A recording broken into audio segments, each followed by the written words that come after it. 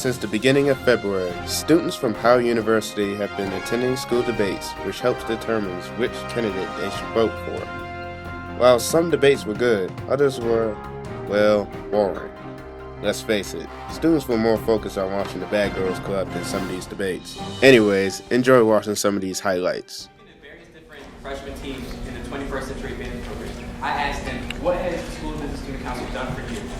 And none of them could answer me at all. I want to make sure that they understand that the School Business Student Council is working for them, that they do have a say in making sure that their voices are heard. I want to use legislation and programming to make the School of Business experience better. Records show that you have missed over 90% of the School Council meetings. Real quick, could you ask Shelby why you want to run for election again, and how do you plan on attending more than 10% of the actual meetings? Sometimes when we have meetings, I also have e-board meetings for UGSA, for the financial advisor. As far as the 90% goes, I would just like to see the records. I am a sophomore. I have taken many of our classes such as Accounting 1, which many of our sophomore classmates struggle with, and put on more innovative programs to cover such classes such as business law, accounting principles, and also market these programs more effectively. In terms of advance, they did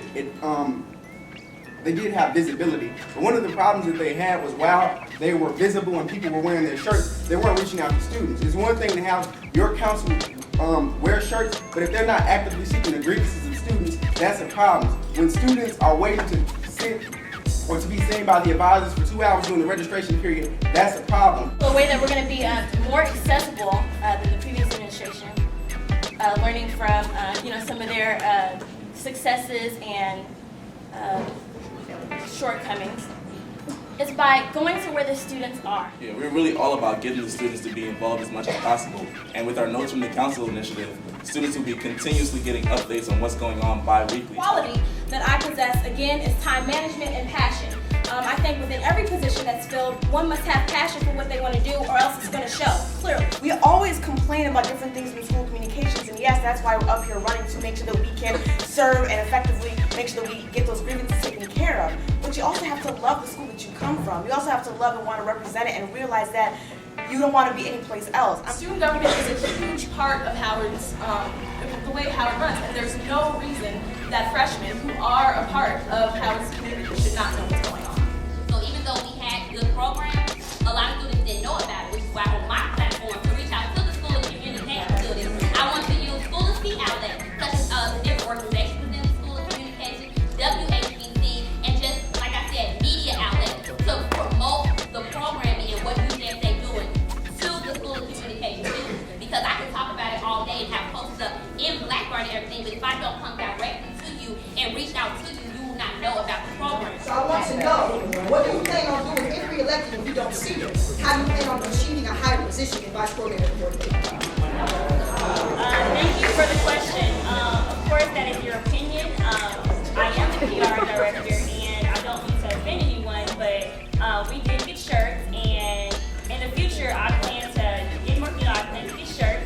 I just want to know how you're going to feel on how to capacity, not just shirts, like we can see posters. We didn't take the program so we can see it. Okay, so we can thank see you it for and we can come. Okay, I understand. A way that we can make sure that we do this is by doing feasibility. And if the students know, wow, that person has missed 3 meetings, and you propose to expel that person, someone has to make the proposition, and I'm going to do this. And as a UGSA rep, or part of student government, we are building upon that legacy. So that's my motivation, to come in and to continue making legislation and to continue making programs that will build upon that legacy.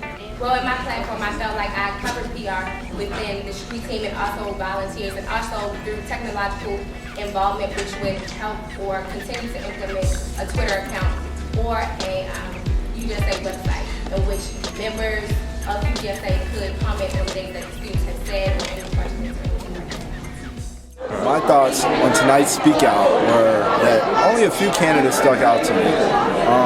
Being that Lindsay and Brad had an excellent platform. I believe they would make great UGSA representatives. Also, Brianna Carter and Aaron Keith's platform, I believe, will also make great candidates.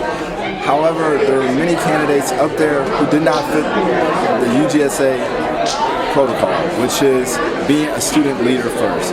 And with that said, many of the students up there did not know who their leaders were and did not know what they needed to do to be a part of UGSA.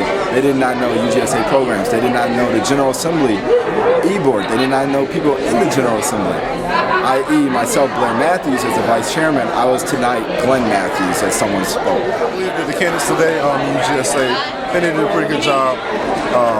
They definitely put out more information, put more numbers in the first speak out. So I think they did more research between the two speak outs. I think it's going to be a good year.